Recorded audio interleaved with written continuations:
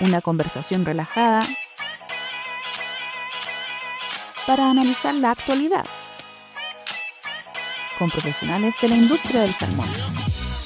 Sin escamas, el podcast de Salmon Expert. Muy buenos días a todos y a todas. Bienvenidos al 5º capítulo de la 3ª temporada de Sin Escamas, una conversación franca y relajada, pero de salmón. Ya estamos a mitad de camino de esta temporada que ha sido interesante, obviamente, y que hasta el momento ha abordado excelentes temas que están en el día a día de la industria salmonicultora. ¿Cómo están? Espero que muy bien. Quedan solo 2 días para poder decir si pasamos agosto o no. Yo por lo menos puedo decir que estoy invicta y ojalá ustedes también. Frente al micrófono, como siempre, ustedes ya me conocen. Soy Loreto Prestefoni, periodista de Salmon Expert, y los invito a disfrutar de esta conversación en profundidad con mi invitada, escogida especialmente para hablar de un tema que no sé si la palabra sea nuevo, pero está dentro de la salmonicultura nacional y que cada día toma más fuerza. Hoy me encuentro en mi estudio habitual, he retornado al origen, pero ya en los siguientes capítulos voy a volver a salir y ya me van a ver en otros escenarios. Me acompaña Catherine Martínez Alarcón, médico veterinario, asesora de bienestar animal y fundadora de ASBET. ¿Cómo estás, Catherine? Muchas gracias por conversar con nosotros aquí en Sin Escamas. Hola, Loreto, muchas gracias por la invitación. Feliz de estar acá. La verdad es que fue una sorpresa y tu invitación y no, o sea, agradecida totalmente. Perfecto. Yo le consulté a mis colegas porque yo al principio de año hice un temario de los temas que yo quería tocar dentro de este podcast, porque cambiamos un poquito el giro. Queríamos tocar temas específicos de la industria con personas especialistas en cada tema. Y dentro del bienestar animal, mi colega Francisco dijo, la Catherine tiene que ser, porque ella, de hecho tú nos acompañaste el año pasado en el seminario de salmón cojo y te referiste al bienestar animal en esa especie. Así que, qué mejor que tener a Catherine acá hoy día en nuestro 5º capítulo. Catherine, me gustaría comenzar con una idea que a veces se da por sentada, pero es súper fundamental entenderlo. Cuando hablamos de bienestar animal en peces y particularmente en salmonicultura, entramos en un terreno distinto a los animales terrestres, porque el entorno y la fisiología obviamente son diferentes y históricamente ha costado incorporar más a los peces en este gran tema que es el bienestar. Y en ese sentido, ¿cómo se define este concepto aplicado a peces? ¿Qué aspectos los hacen únicos y diferentes, obviamente? ¿Y cómo se ha ido instalando, tú me dirás, o no, en la industria salmonicultora chilena? Sí, mira, hay varias definiciones de bienestar animal. Hay definiciones científicas, ¿cierto?, que involucran distintos aspectos del bienestar animal. La mayoría fueron inicialmente estipuladas para animales terrestres, ¿Ya? Principalmente mamíferos. Después ya se incluyeron un poco las aves, pero no todas eran exactamente aplicables a los animales acuáticos. Pero hay una definición que es la que nosotros aplicamos o consideramos como la más acertada para acuicultura, que es la de el Dr. Bloom, que indica que el bienestar animal es el intento que tienen los animales por, ¿cierto?, poder sobrevivir o sobrellevar las adversidades del entorno. ¿Ya? Es un poco difícil cuando tú de entender cuando tú la nombra o la dices como de una forma bastante científica, pero la verdad es que, claro, es el animal siempre, incluyendo no solo el ser humano, siempre estamos en constantes desafíos con nuestro ambiente. Ya desafíos que nosotros percibimos y hay unos que nosotros no percibimos, pero que nuestro sistema inmune está constantemente también ahí luchando. Está como atento, así con la... Claro, hasta ahí estamos llenos de bacterias, llenos de Claro. virus y que nosotros no sabemos, ¿cierto? Nunca nos enteramos si entraron a nuestro cuerpo, nuestro sistema inmune está todo el día trabajando y toda la noche trabajando. Y claro, y la fisiología dentro del organismo también está funcionando durante todo el tiempo, no duerme. Entonces, estos intentos por controlar este ambiente van a definir si es que son, ¿cierto?, si es que lo logra o no lo logra, los distintos niveles que puede tener un animal de bienestar. Y esto es bastante fluctuante en el tiempo. O sea, es imposible que podamos tener un nivel de bienestar, no sé, al 100% durante toda la vida. porque Ujú. existen desafíos, existen estresores que también son positivos en cierto punto porque ayudan a la adaptación. De lo contrario, no existiría la adaptación de los animales al entorno.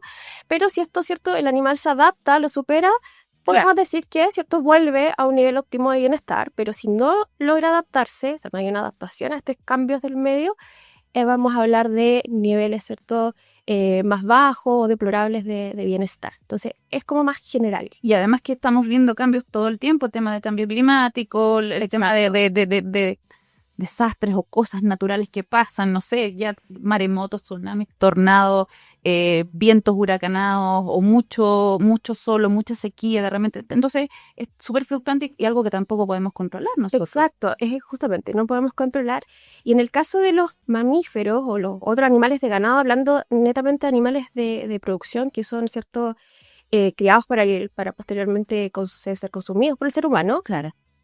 existen diferencias. O sea, ya por ejemplo hablamos de las famosas 5 libertades, que para los que trabajamos en bienestar animal están un poco ya, son importantes, son fáciles de entender, pero no es el mejor acercamiento cuando nosotros ya queremos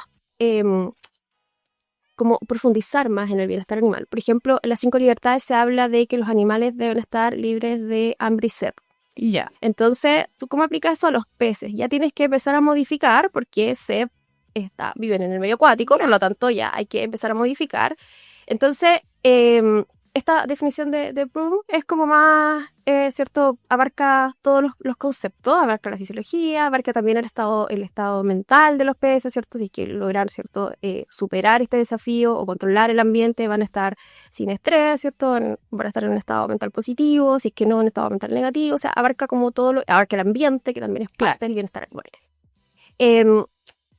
En los salmones tenemos un desafío que no se encuentra muchas veces en las otras industrias, que acá existen más situaciones o más factores ambientales que no pueden ser controlables. Ya. Si nosotros, por ejemplo, hablamos desde la producción de aves, las aves, producción intensiva, están en galpones con temperatura controlada, humedad controlada, o sea, todo el ambiente es mucho más controlado y por lo tanto se puede manejar también mucho mejor el bienestar de esos peces.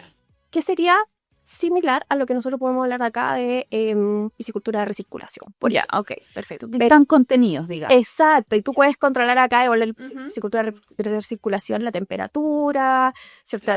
El nitrito, nitrato, CO2, etc. Pero acá tenemos la segunda etapa, que es, ¿cierto? La engorda, Ya. que es en mar, y que independiente de que tengamos mucha tecnología, hay factores como la temperatura, el oxígeno, que no podemos controlar al 100%. No.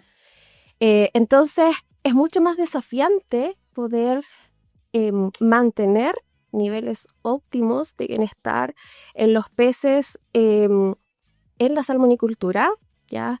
Que en las otras especies. Sin embargo, lo estamos haciendo bastante bien, encuentro yo. O sea, yo que vengo desde la industria ganadera, Ya. trabajé muchos años en bienestar animal en la industria ganadera. La verdad es que cuando llegué acá no sabía nada de salmones, debo aceptarlo. O sea, lo que aprendí en la universidad, tuve que aprender y venía también desde Concepción un poco con ese estigma de con qué me voy a pillar. Ya. Por la mala, entre comillas, fama que puede tener la industria, incluso dentro de los mismos colegas veterinarios. Cuando llegué acá y conocí realmente cómo es la producción, la tecnología que se tiene, la profesionalización de las personas que trabajan acá, el avance, el constante avance, el constante aprendizaje, la verdad es que me quedé súper sorprendida y dije, ok, acá se habla menos de bienestar animal que en otras especies, pero se hace más. Ya. Entonces, ¿cuál era el desafío? Cambiar un poco el chip, o sea, el concepto. Hablemos más de bienestar, entendamos lo que es, pero lo que estamos haciendo ya está súper bien. O sea, no era tan difícil, digamos, instaurar el tema o, digamos, ponerlo sobre la mesa y decir, oye, hagámoslo. Claro. Lo estamos haciendo bien, hagámoslo mejor. Exacto, sí. No es como, oye, está todo malo, cambiemos todo. Claro. No, totalmente, o sea, siempre se puede hacer mejor. Claro. Pero es más un cambio de cultura, entender qué es el bienestar animal, poder capacitar a las personas, dar un poco la vuelta a este concepto desde todo lo productivo hacia el beneficio, ¿cierto?, del bienestar animal, que en realidad la producción es una consecuencia de que los peces estén con un buen nivel de bienestar. No es primero la producción y después veamos, ¿cierto? Sino Claro. si los peces están bien, vamos a producir más. Eso es verdad. Catherine, en los últimos años el debate público empezó a incorporar como fuerza la pregunta sobre si los peces experimentan o no dolor. Esto de los peces sintientes. Y esto tuvo también una repercusión en espacios legislativos cuando hubo una intervención de Ignacio Uribe en la Comisión de Pesca de la Cámara de Diputados. Bueno, todos lo vimos y quedamos así como... bueno, sin comentarios. Sin comentarios. Desde la ciencia hay cada vez más evidencia al respecto y eso inevitablemente tensiona las normativas vigentes. ¿Cuál es tu perspectiva acerca de cómo está hoy el marco legal en Chile en torno al bienestar de los peces, salmones y otros también, que también se están haciendo cultivos experimentales o ya cultivos un poquito más masivos? ¿Cuánto de este conocimiento que ahí se refleja en la regulación y cómo estamos preparados ante una eventual quizás cambio normativo, cambio legislativo? Mira, sabía que venía esta pregunta. Pero sí es porque claro, se abrió el debate, de hecho yo también me pidieron para esa fecha, que fue hace poco más de un año atrás, enviar como perspectiva, recuerdo a si los peces, ¿cierto?, son sintientes o no, en un Cañol, para Sandra también enviaron por ahí algunas no opiniones, sino evidencia científica, Claro. nos basamos todos en eso. Como sabía que venía, vi de nuevo la intervención completa para recordar un poco, refrescar la memoria. Y la verdad es que, bueno, hay varios puntos ahí que son importantes. Primero, yo creo que alrededor de un 80% de lo que dijo Ignacia es verdad. Ya.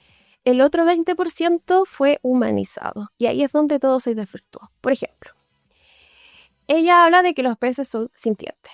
Ok, eso está documentado. Sí. ¿Cierto? Del año 2002, en realidad, ya se abrió y se publicaron estudios porque antes del 2002 había una fuerte corriente que indicaba que los peces no son sintientes porque la estructura cerebral que tienen los peces son distintas a la de los mamíferos. Ya. Entonces, como no tienen neocorteza, ¿cierto? Y no tienen corteza suprarrenal, no se asumía que al no tener estas estructuras no podían modular el dolor ni el resto de las emociones. Ya.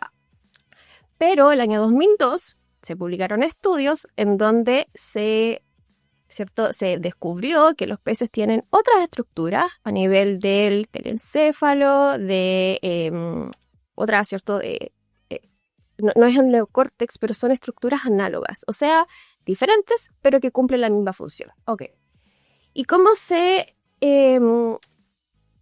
determinó que los peces sí son capaces de sentir dolor? Porque se colocaron ciertos estímulos dolorosos, que deberían ser dolorosos, y se revisaron los cambios de comportamiento, cambios hormonales, ¿cierto? De cortisol, de adrenalina, noradrenalina, cambios fisiológicos en el cerebro.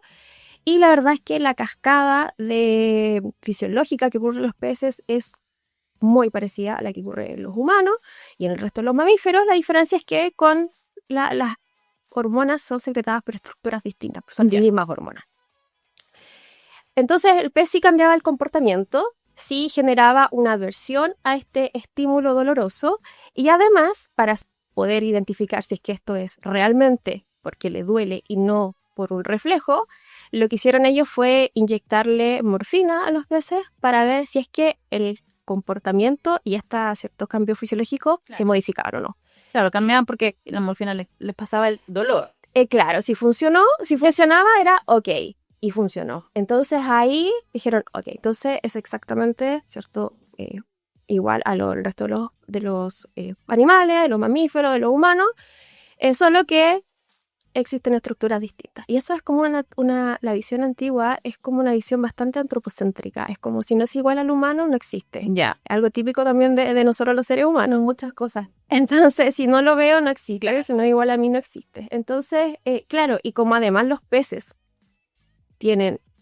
expresan el dolor de una forma muy distinta a nosotros y al resto de los animales, o sea, no existen vocalizaciones, Si a mí me duele algo, grito. Si a un perro le duele algo, también. O sea, un gato, un caballo, una vaca. Existen vocalizaciones que expresan el dolor. Cambios en la faciales, ¿cierto? Y corporales que tú puedes identificar fácilmente como una expresión del dolor porque también son muy similares a los de nosotros, ¿ya? O sea, la expresión dolorosa de un perro también es muy similar a la que podamos tener un humano. Entonces, es mucho más fácil poder observarlo y decir como, ok, algo malo está pasando y empatizar.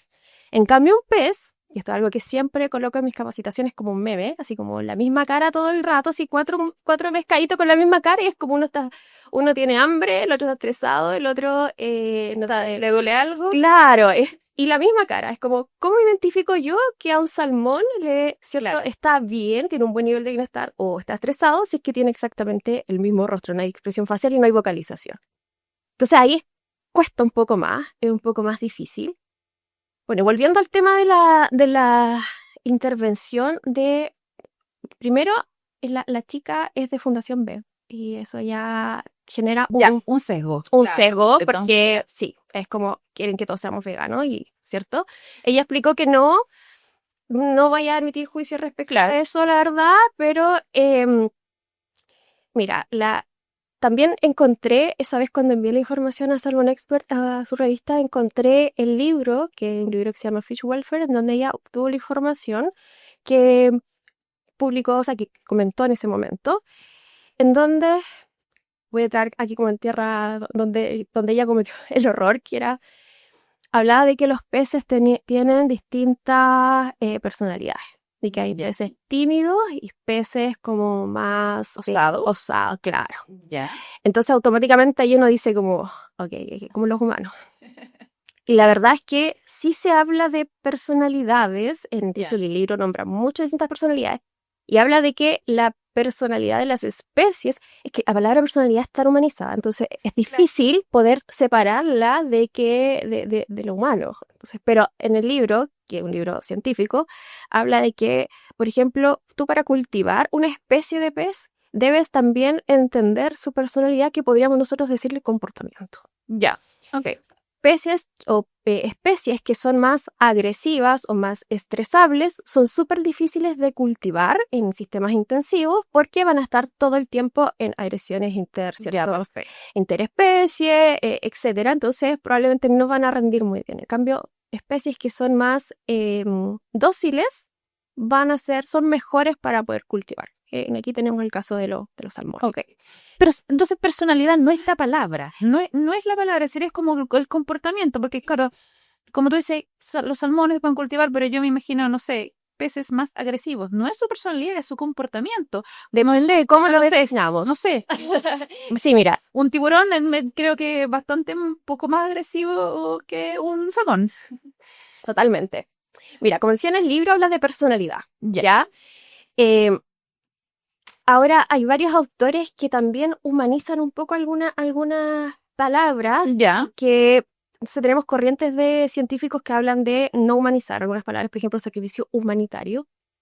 No. También posible. O sea, no existe, pero y se habla de sacrificio humanitario. Ahora el concepto en sí, hay unas líneas científicas que dicen como, no sé si están correctas, estamos humanizando. Y la idea es justamente no humanizar a los animales, sino que entender su comportamiento específico y poder aplicar y cubrir sus necesidades en base a su comportamiento. O sea, no en base a lo que yo como ser humano quiero, ¿ya? Que eso es lo que un poco es un poco el error que tienen generalmente las agrupaciones animalistas, ¿cierto? O como extremadamente que quieren veganas, ¿cierto? Que es como un poco el pez es igual al humano, tiene las mismas necesidades, sufre de la misma forma que yo, no sé, la comodidad debe ser igual a la mía, o entonces entramos a personas que, ¿cierto? Tienen en su casa perritos que le pintan las uñas, que empiezan a humanizar tanto que al final el animal, la especie pierde su propia identidad porque las personas tratan de, ¿cierto? Con este afán de reconocerlos como seres vivos, cambian sus comportamientos naturales. ¿Ya? Entonces, hablando ya, ella dijo, ¿cierto? Que lo de las personalidades. Después hablaba de que habían peces que habían aprendido a jugar fútbol. Ya, eso no es cierto. Lo que sí existe y han hecho estudios es que hay peces que han aprendido a utilizar pelotas. Ya, perfecto. Porque eso se llama, ¿cierto? Un aprendizaje condicionado. O sea, yo le enseño al animal algo, él obtiene una recompensa y va a volver a intentar, ¿cierto? Hacer lo que yo le estoy enseñando para obtener esa recompensa nuevamente. Ya, pero eso está... Pero hace mucho tiempo probado con estos experimentos que se hicieron con perros de Pavlov, si no me equivoco. Exacto, es lo mismo, pero a peces, ¿ya? Entonces, existen experimentos, por ejemplo, ya que les enseñaron a ocupar pelotita, entonces el pescadito movía la pelotita y la llevaba al lugar. Entonces, es como, entre comillas, pueden jugar con pelotas, pero es muy distinto a la pelota o al fútbol, porque sabemos que el fútbol es un deporte que te larga, pero... ya, entonces ahí ya como que se distorsionó completamente. Pues como cuando tú domesticas a una mascota, también le enseñas, no sé, a reconocer dónde está, no sé, me imagino un gato, dónde está el arenero, dónde está tu comida, dónde puedes ir a buscar tu juguetito, dónde está tu cama. Yo creo que es como muy similar. Exactamente. De hecho, por ejemplo, yo a mí tengo 4 gatos, es súper grande. A uno de mis gatos, que es más inteligente, le enseñé a tocar una campanita como las de restaurantes, ¿Ya? y yo le entregaba comida. Y después él aprendió que cuando andaba tocando la campana todo el rato para pedirle, porque entonces era... Obvio. O claro, cuando tú ves a los perros que les ponen, es como un, no sé, un teclado grande que tiene sonidos. Bueno, esos sonidos significan algo, así como comida, quiero salir, necesito ir al baño, tengo sed. Entonces el perro, o quizás el gato, yo lo he visto más en perros, él va tocando, sí, entonces es como una comunicación diferente. Exacto. Y yo creo que le facilita mucho más la convivencia a las mascotas con los humanos, porque por lo menos estás sabiendo en el momento qué es lo que necesita, porque de repente el perro te puede mirar y no sé, mover la cola y tú dices, ¿qué quieres? ¿Tienes hambre? ¿Tienes sed? ¿Tienes sueño? ¿Te salgo a pasear? ¿Qué pasa? Dime, ¿qué? Claro. Ahora, bueno, el salmón es obviamente mucho más difícil. Claro. Eso por el lado de la jugar al fútbol. Después otra frase que dijo fue que los salmones o los peces podían incluso aprender a ocupar herramientas.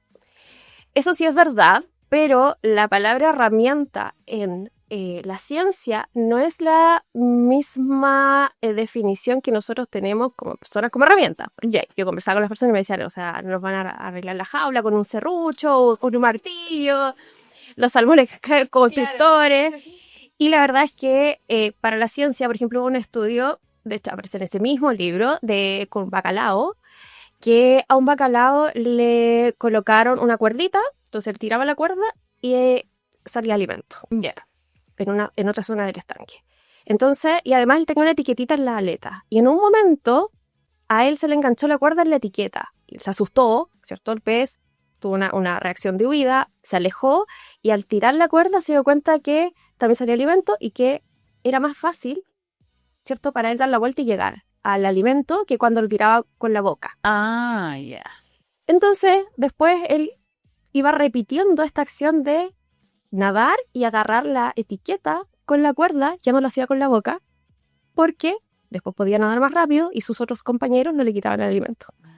Y a eso se le llama utilización de herramientas, porque estaba utilizando una extensión de su, entre comillas, aleta, ¿cierto? Su extremidad, que sería su aleta, para poder generar una acción. Ya. Claro, entonces que no fueron ni serruchos, ni martillos, ni martillos. Las herramientas, que ahí también está como humanizando el tema, porque claro, nosotros tenemos un concepto de herramienta. No se explicó bien, hay otras cosas que las humanizó totalmente, como lo del fútbol, o que hablaba de que los peces tenían ganas de vivir. Entonces, todas esas cosas como que fueron distorsionadas. Y bueno, la prensa también, o sea, era, pero titular precioso, así, pero el mejor titular, entonces también yo creo que, como tú decías, mucho de lo que ella presentó es cierto, pero obviamente las cosas disidentes o quizás la prensa... Lo mismo otros diputados. O sea, los mismos diputados se centraron en esta parte de la humanización. Entonces, claro, quedó ahí como la niña que decía que los peces jugaban al fútbol y sería... Exacto. Y se tuvo que eliminar este tema de la ley de pesca. O sea, a ese punto de que se distorsionó tanto... a mí lo que me llamó la atención fue el resto de los diputados que opinaron en ese momento, que el desconocimiento técnico que tenían es gigante. Entonces ahí tú dices como, chuta, falta asesoramiento, porque ellos hablaban de que realmente negando que los peces tuvieran sintiencia. O sea, ahora no podemos comer nada porque los peces sienten dolor, entonces me va a dar pena comer un pescado. Entonces, claro, se iba como para ese lado. Claro que lo llevan al límite, lo exageran mucho. Exacto. No se trata de eso tampoco, se trata de entender y contrastar lo que dice la ciencia. Al final no te están prohibiendo que te comas un salmón, te están diciendo cómo producirlo de la mejor manera posible para que ocupes menos medicamentos, menos vacunas, se estresen menos, tengan menos heridas, sean menos susceptibles a ciertos patógenos y al final sea un producto bonito, lindo, una carne preciosa, un filete rico para degustar. ¿Es eso? Estoy pareciendo lo entendieron. No. Catherine, cuando se habla de bienestar animal, muchas veces se piensa que es solo algo ético, pero hay una dimensión productiva que no debe dejarse fuera, lo que yo te decía. El estado que se encuentran los peces tiene un efecto directo en su salud, en su desarrollo y también la calidad del producto final. O sea, un pez feliz es un pez mejor al final del ciclo. Sin embargo, aún hay dudas sobre si se están midiendo bien estos indicadores o si estamos capturando realmente toda la complejidad que implica el bienestar en un centro de cultivo. Y también hay una conexión o desconexión quizás con la información que recibe el consumidor. Entonces, ¿cómo entrelazamos todos estos elementos y cómo estamos como país en este tema de comprender que el bienestar es algo integral? No es una sola cosa de decir, ya, le voy a poner, no sé, al alimento que tenga, tú me corregirás, un sabor mejor para que le sepa más rica la comida al pez. Y sería, no, es algo totalmente integral, que es como una cadena. Exacto. Se habla de que el bienestar animal, el concepto es multifactorial, o sea, que tiene, ¿cierto?, múltiples factores. Alimentación, comportamiento, ambiente, salud, el estado mental de los peces, etcétera. Entonces, y eso tienes que aplicarlo a cada punto de la cadena productiva, ¿cierto? Considerando que los peces, ¿cierto? ¿Cierto? Desde la ova hasta la planta de faena. Primero, ¿cómo mides tú el bienestar animal? Bueno, el bienestar animal es una ciencia, entonces al ser una ciencia tiene que ser medible y tiene que ser medible objetivamente. Entonces ahí es donde entramos de nuevo, es como, no es que yo mire al pez y le diga como, me tinca que no está bien, no. O sea, tengo que poder demostrarlo y tengo que poder, los indicadores que se llaman, que son indicadores de medición de bienestar animal, deben ser válidos, confiables, o sea, tú debes poder repetirlos y tener el mismo resultado, deben ser válidos, o sea, que también deben medir lo que yo quiero medir, ya, no medir otra cosa, ¿cierto? Y entregar un resultado de algo que a mí no me interesa. Y además deben ser escogidos de acuerdo a lo que yo quiero evaluar y siempre utilizar múltiples indicadores. Por ejemplo, tenemos indicadores que son basados en el animal, que son lo que los mismos peces nos muestran. Entonces ahí tenemos que ver, por ejemplo, que son, la mayoría de las empresas lo utilizan que le dicen el muestreo de calidad. Ya. Que miden descamación, petequias en los peces en el mar, miden si es que tiene heridas. Yeah. Son cosas que el mismo pez te muestra, dice como, mira, este es mi estado acá. Es como un chequeo externo. Exacto. Ya. Y también existen otros indicadores que son los basados en el ambiente, que me muestran, porque los basados en el animal me muestran aquí y ahora lo que está ocurriendo. Ya. No me pueden proyectar para adelante un cierto más o menos que puede ocurrir después. En cambio, los indicadores basados en el ambiente, yo puedo hablar ahí riesgos. Por ejemplo, si es que las redes están sucias. Uh-huh. ¿Ya? O más que las redes sucias, la frecuencia de cambio de cambio de red, de limpieza de redes, ya de las loberas. Ahí yo puedo evaluar, ¿cierto? Ya realizo mi limpieza cada 15 días, o en verano, no sé, cada un mes, ya, que sería como mucho, probablemente, si con un tiempo prolongado. Entonces, ahí como, entonces, con este indicador es un riesgo de que probablemente vamos a tener bajas de oxígeno, o sea, puedes ir evaluando. Entonces, hay que medir varios, no solo uno, ya. Se evalúan muchas cosas en salmonicultura. Hay mucha información disponible y hay mucha información que siempre se ha evaluado y que es parte del bienestar animal. Por ejemplo, la apetencia. Ya acá nos hemos centrado mucho en una buena distribución del alimento, una buena calidad del alimento, que ojalá el alimento de todos los peces lleguen o tengan acceso a este alimento para tener menos dispersión, ¿cierto? Etcétera. De talla, y eso es bienestar animal, ¿ya? La cosa es que acá no se sabía, ¿ya? O no se entendía que eso también es parte, y es un indicador de bienestar animal. Si mis peces están comiendo bien y tienen buena apetencia, es uno de todos los indicadores que yo podría evaluar. En cambio, si mis peces no están comiendo bien, tienen baja apetencia, la gente en los centros de piscicultura al tiro enciende alerta. Algo está pasando. Y eso es porque realmente, ¿cierto? Es un cambio de comportamiento. Claro. Probablemente hay algún factor estresante que está haciendo que los peces no quieran alimentarse, que es una conducta que es bastante, es altamente motivada, o sea, que ellos quieren comer, obviamente. Y si no lo hacen es porque algo está pasando, y eso también, ¿cierto? Ahora, al averiguar por qué, empiezo a decir, tengo que empezar a mirar otros indicadores. En el caso de las plantas de faena, es más fácil. He realizado estudios y asesoría a algunas empresas en plantas de faena, en donde vemos hasta la calidad del producto. Claro. Y al generar cambios entre el centro de cultivo, el transporte, la planta, acopio y la forma en que muere el pez en la planta, el sistema de sacrificio que tienen las plantas, tenemos variaciones de calidad que son impresionantes, ¿ya?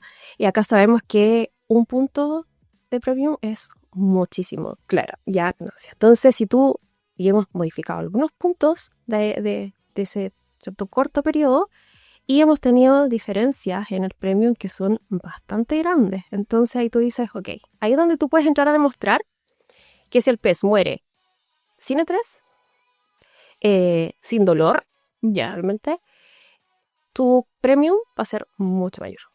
¿Ya? Y eso es lo que tú tienes que, ¿cierto?, apuntar a eso. Y además, ¿cierto?, esto también es la comunicación hacia los consumidores también es importante. O sea, ¿cómo estoy manejando yo esto? ¿Qué estoy haciendo? Claro, a la gente le interesa saber de estos temas.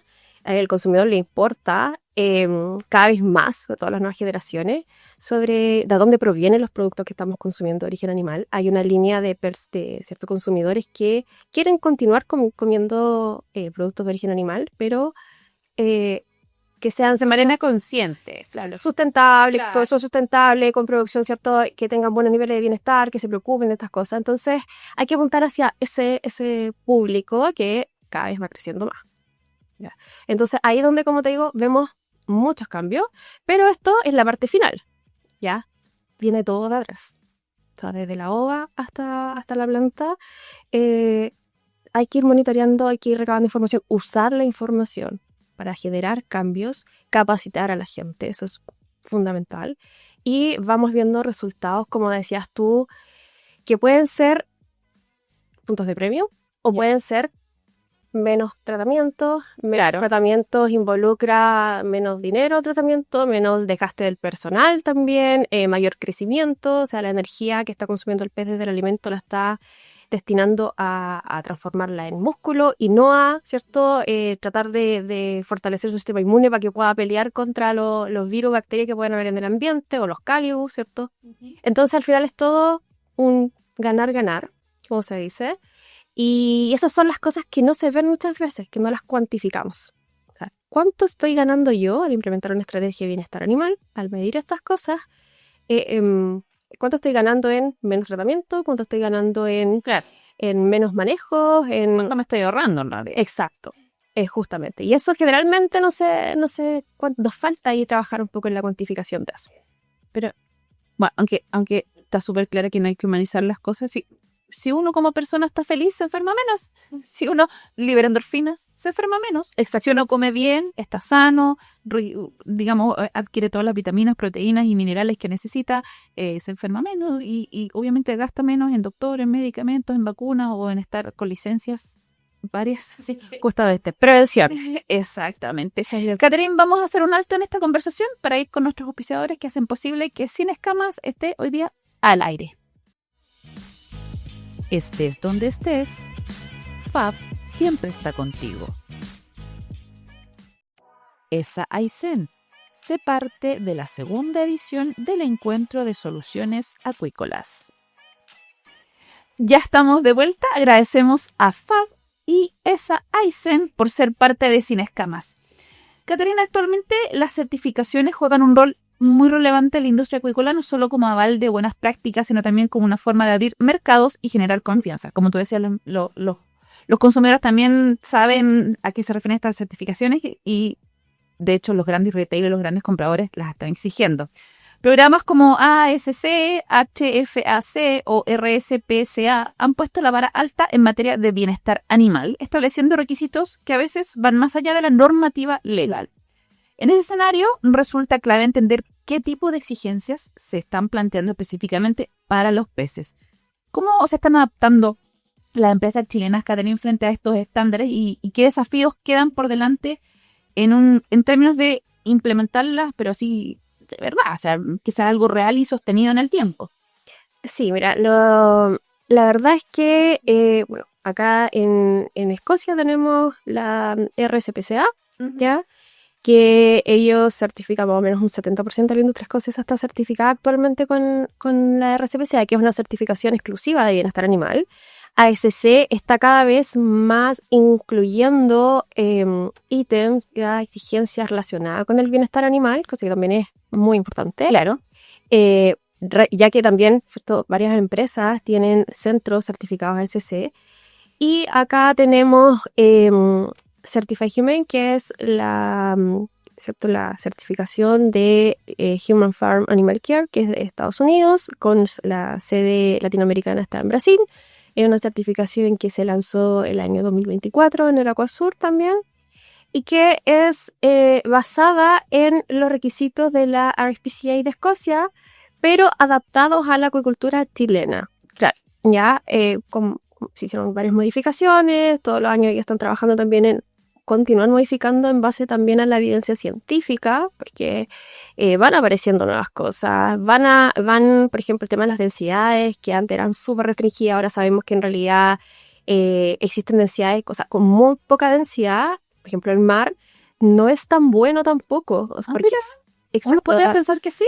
Existen estudios un estudio que de hecho se realizó en Escocia, en donde se midieron en mar el bienestar de peces a 15 kilos por metro cúbico, a 25 y a 35. Y la verdad es que el que tuvo mejor desempeño y mejores niveles de bienestar fue el de 25 kilos por metro cúbico. Ahora, obviamente, la densidad por sí sola no se puede evaluar. O sea, hay que ver las condiciones ambientales también. O sea, si tenemos baja de oxígeno, mucho cálido, etcétera, obviamente 25 quizás no es lo adecuado.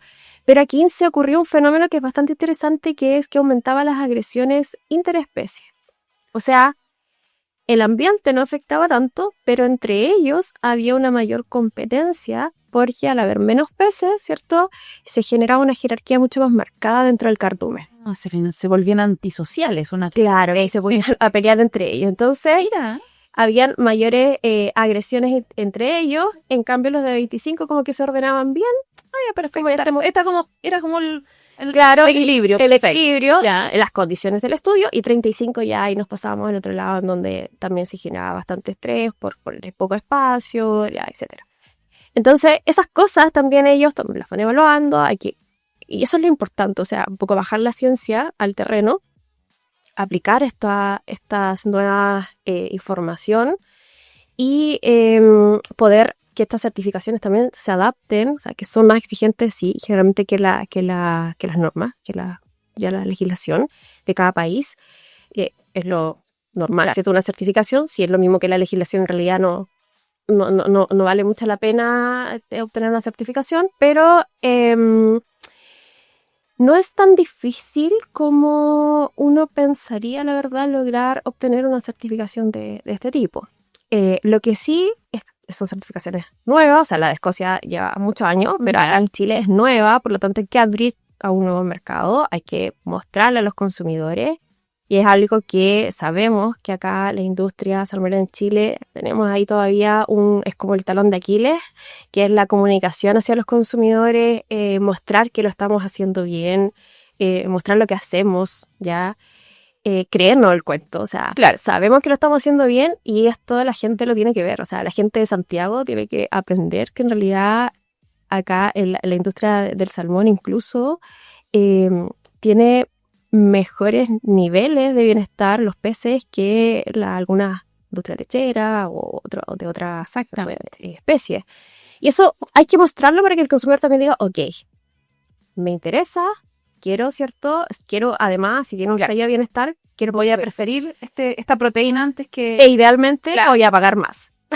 Idealmente. Que los consumidores están dispuestos a pagar más y saben que viene de una fuente sostenible, de que se hicieron buenas prácticas, de que también tiene una huella de carbono mucho menor que las otras proteínas de animales terrestres. Es el caso de los huevos de gallinas libres acá en Chile, que le vas al supermercado, hay huevos con sello ya de bienestar o free range, que tienen un precio un poco más elevado, pero la verdad es que han crecido mucho las empresas que tienen estos sellos y es porque hay consumidores que lo están pagando. Entonces, las empresas se van adaptando acá y van ofreciendo este tipo de productos. Además que el salmón es una proteína, una de las mejores proteínas con omega 3 y todos los beneficios que usted ya conoce. ¿Para qué le vamos a contar?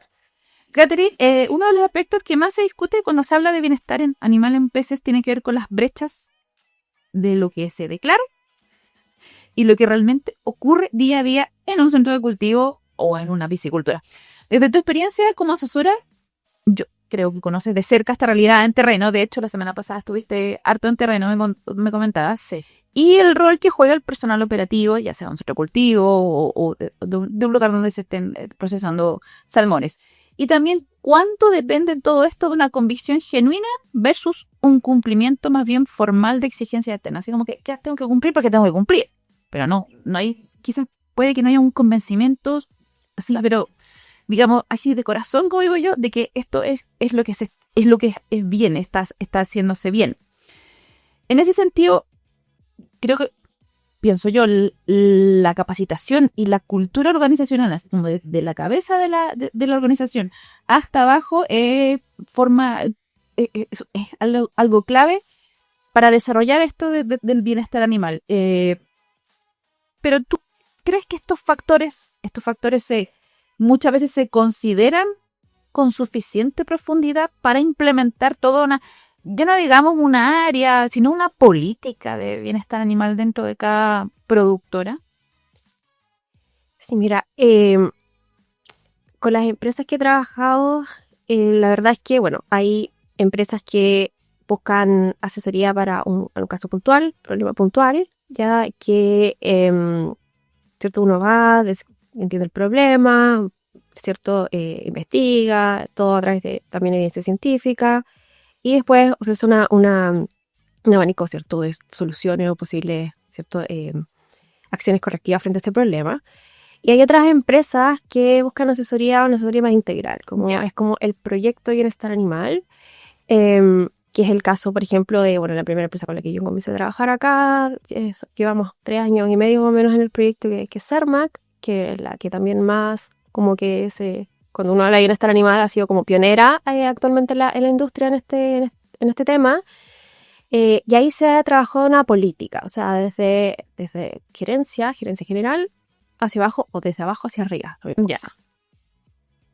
Tenemos, yo lo veo como una ventaja, también es una ventaja y desventaja, pero acá para la industria salmonera no tenemos, ¿cierto?, ninguna legislación que nos obligue o que tenga puntos específicos relacionados a cómo debemos nosotros aplicar el bienestar animal. Aún. En ganadería sí está. Ya tenemos en ganado la ley 20.380 con 3 decretos. Bueno, la ley 20.380 igual aplica a acuicultura, pero dice en un párrafo que todas las disposiciones relacionadas con la industria acuícola serán determinadas como por ser una pesca. Y ahí como que se desliga un poco. Ahí ya... Exacto, ¿viste? Como... Y en ganadería tenemos, el Servicio Agrícola y Ganadero publicó 3 decretos, 28, 29 y 30, que regula el bienestar de los animales en producción, ¿cierto?, en crianza, en ferias ganaderas, que es el decreto 29, el decreto 28, que es en plantas faenadoras, y el decreto 30, que es en el transporte, o sea, los camiones. Okay. ¿Ya? Bueno, y ferries también. Y ahí existe una exigencia, por ejemplo, de que las personas que trabajan con animales vivos deben tener un curso de capacitación que dura 16 horas, 2 días completos, de bienestar animal, que es con una prueba, ya presencial, tienen que asistir, etcétera, y que al aprobarlo se entrega una credencial que dura 3 años, entonces después ellos tienen que renovar esa credencial y eso es fiscalizable por el Servicio Agrícola y Ganadero. Me pasaba en realidad, cuando trabajaba en el área ganadera, que iba a empresas, sobre todo empresas más grandes, que yo iba a hacer la capacitación, me llamaban y me decían, ¿cómo ven a hacer una capacitación, etcétera? Ya. Y me decían, por ejemplo, tengo tal problema. Un caso X. Tenemos un problema, necesitamos que refuerces esta parte porque ahí una persona, el SAC vino a fiscalizar y una persona recogió un pollo que se cayó y lo tomó de una pata y lo dejó arriba. Y el SAC lo vio y nos quiso, ¿cierto?, multar por esta acción por la ley, ¿cierto? Entonces, yo iba, reforzaba eso con la gente también, les decía, mira, hay que tomar los pollos así, bla, bla, bla. Y la gente me decía, pucha, ¿sabe qué? Le encontramos toda la razón, pero... y de hecho yo igual luego estaba aburre la situación, bla, bla, pero mi supervisor está como, apúrense, apúrense, apúrense. Entonces, como, ¿qué hago? Ya. ¿Lo hago bien y me demoro más? ¿O lo hago como puedo hacerlo y cumplo con lo que me pide mi jefe? Entonces ahí tú dices, ok, esto no viene de arriba y lo están haciendo por cumplir. O sea, necesitan la capacitación para cumplir. Ya, para que estén en papel, así. Para tener, exacto, todo mi personal está capacitado, pero en la práctica, la política de la empresa no ha sido cambiada y después ellos al final terminaban ejecutando. Producir nomás, producir Exacto. a cualquier costo. La diferencia con la industria salmonera es que, como no hay una ley todavía, las empresas que, por lo menos a mí me han llamado, son empresas que están interesadas en avanzar, en trabajar este concepto de bienestar animal. Entonces es mucho más fácil porque es una política que ha sido, desde la gerencia técnica o gerencia general, viene como, oye, trabajemos en esto. Entonces, claro, y yo detecto algunas cosas, algunos problemas y se soluciona desde arriba. Entonces, ha sido mucho más fácil para mí, no ultra fácil, pero sí mucho más fácil trabajar en esta línea. Se han generado cambios mucho más rápido en mi trabajo acá, en esta industria, que los que yo pude haber hecho cuando trabajaba con ganadería, por este tema de la ley. En cuanto a las personas, acá son fundamentales. Ellos son los que están con los peces todos los días. Claro, pues ellos están viendo cómo está. Claro, ellos los conocen, ¿ya? Ellos ven, conocen su comportamiento, ven cuando algo pasa, cuando hay morillado, conocen los problemas que ocurren en los centros. O sea, cada centro y cada piscicultura es un mundo completamente distinto. Entonces, son la base para poder... Para mí hay que trabajar desde abajo hacia arriba. O sea, tú no puedes implementar una política puedes, pero no es lo mejor implementar una política de bienestar animal creada desde gerencia y que se imponga a los centros de piscicultura. La estrategia que he trabajado yo por lo menos es ir a los centros, ir a las pisciculturas, capacitar a la gente desde la sensibilización también, o sea, esto mismo de que son seres sintientes, de que sienten dolor, que no lo expresan igual, lo que conversamos hace un rato. Y desde ahí empezar a ver las prácticas. O sea, ahora, ¿qué hacemos? ¿Qué hacemos si, por ejemplo, tenemos un pez moribundo en el estanque? Paso, lo miro, total va a morir igual, o paso a buscarle fuego, estoy apurado, o tengo un tachito con benzocaína o con el anestésico que sea, ¿cierto? Y una sobredosis, lo saco y lo coloco ahí y corto su sufrimiento desde ya, aunque no esté gritando, ¿cierto? Claro. De dolor. Y con eso, la verdad es que hemos visto cambios rápidos y siempre hay personas que lo toman y empiezan como a chicotear al resto, así como, oye, no, esto no, oye, ya nos enseñaron esto. Y desde ahí, tú tomas eso, lo ordenas, conversas con la gente, ellos te cuentan todo lo que ocurre, sus problemas. Oye, aquí nosotros teníamos problemas con esto, mira, en verano la temperatura o la piscicultura a flujo abierto. Y después eso tú lo tomas y lo llevas hacia arriba. Y desde ahí empiezas a generar los cambios. Claro, yo creo que eso es mucho más loable que desde abajo, que te planteen, porque como tú dices, están todos los días viendo los peces y ellos mismos te digan, mira, Catherine, yo veo que pasa esto cuando el pez está, no sé, comiendo. ¿Cómo se podría mejorar? Entonces, entonces, después, cuando tienen ya ese conocimiento, le dicen, oye, jefe, ¿sabe qué? Yo creo que... Y ahí va escalando, y va escalando, y al final yo creo que cuando llega al gerente, como que ya está todo así como listo. Mire, jefe, solamente usted firme y nosotros, exacto, nos dedicamos a trabajar, pero implementando todas estas cosas que uno vio que se podían hacer mejor. Y muchas veces ya te dan muchas mejores ideas que las que tú tienes para solucionar los problemas. O sea, o hay cosas que ellos te dicen como hoy, por ejemplo, no sé, ¿qué afectará a los peces que vayan en el wellboat, los small, con la luz encendida o apagada?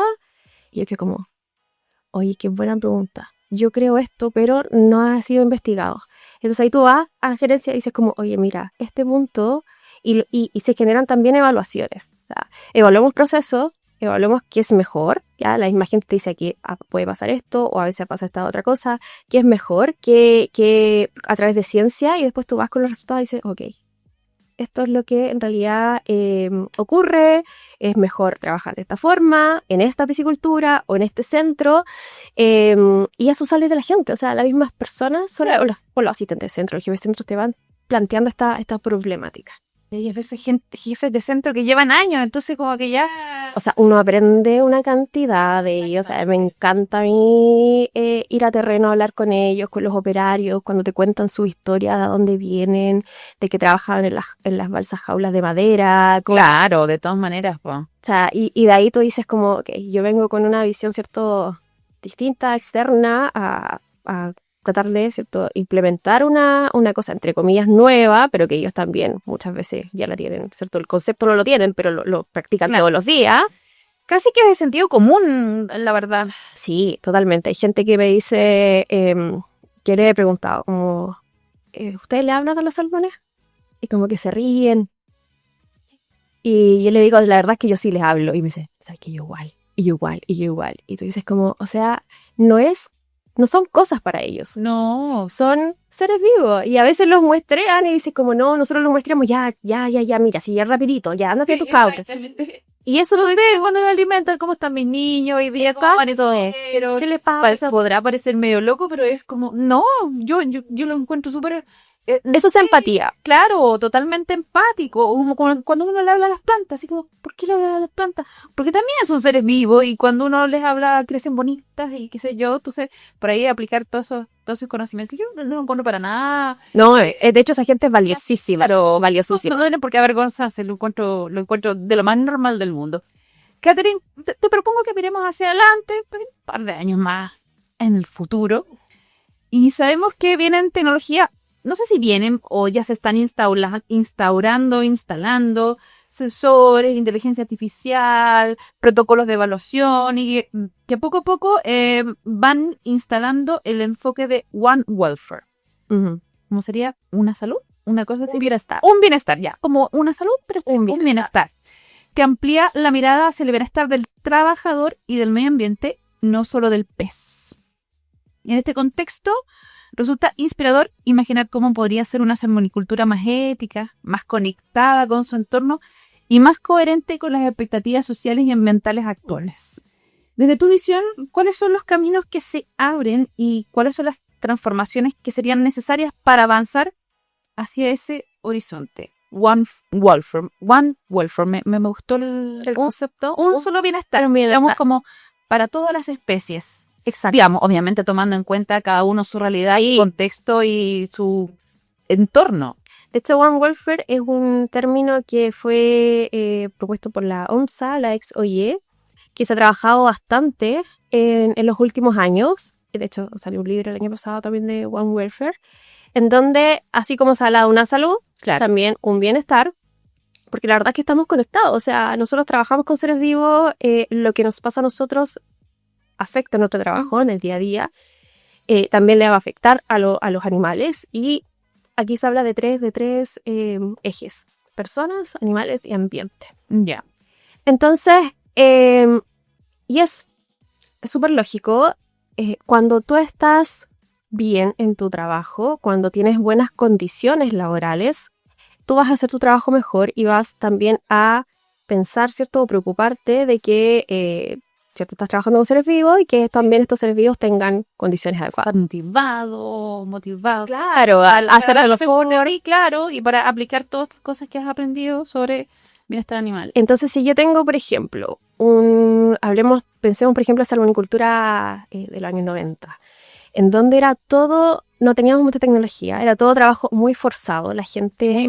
Muy manual. Entonces, ahí tú pensabas como, chuta, ¿podíamos hablar de bienestar animal ahí, la verdad? O sea, podíamos, pero era tan aplicable en esa época en donde la gente terminaba chata al final del día, Claro. acarreando sacos de alimento, acarreando redes pesadísimas, o sea, y más encima que tengo que venir a decirle como, oye, y ahora más encima tenéis que tratar a los peces bien, que no se descabecen, etcétera, los muestreos tranquilos, o sea, de verdad me van a decir como, no, o sea, aquí, de verdad, está loca.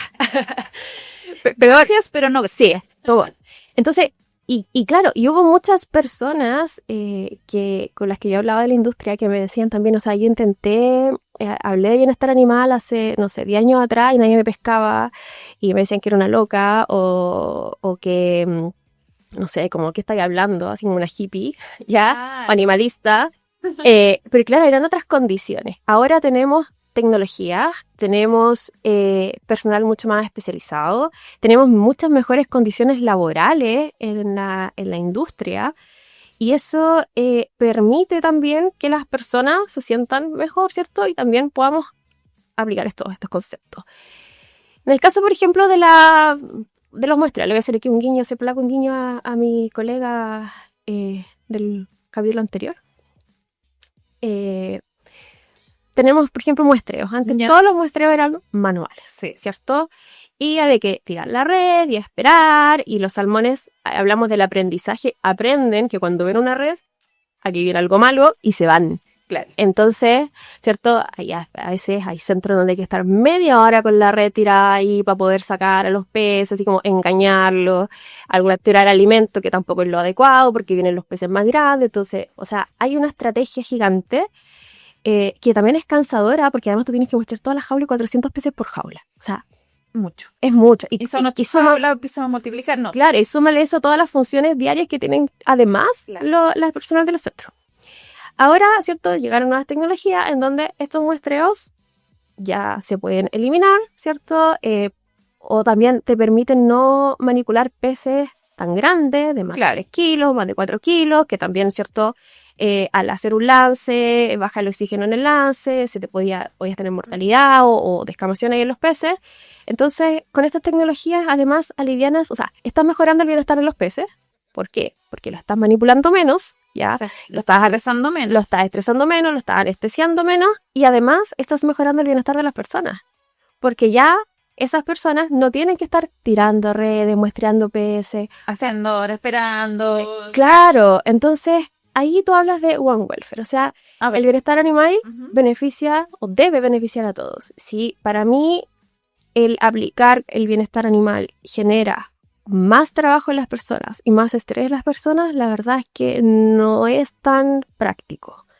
Siempre debería ser al revés. O sea, si yo tengo peces con buen estado nutricional, con buen estado de salud, con un buen nivel de bienestar, se van a enfermar menos, tengo que dar menos tratamiento, no voy a tener que estar raleando, no voy a tener que estar dando medicamentos, entonces también es menos trabajo para las personas. Claro.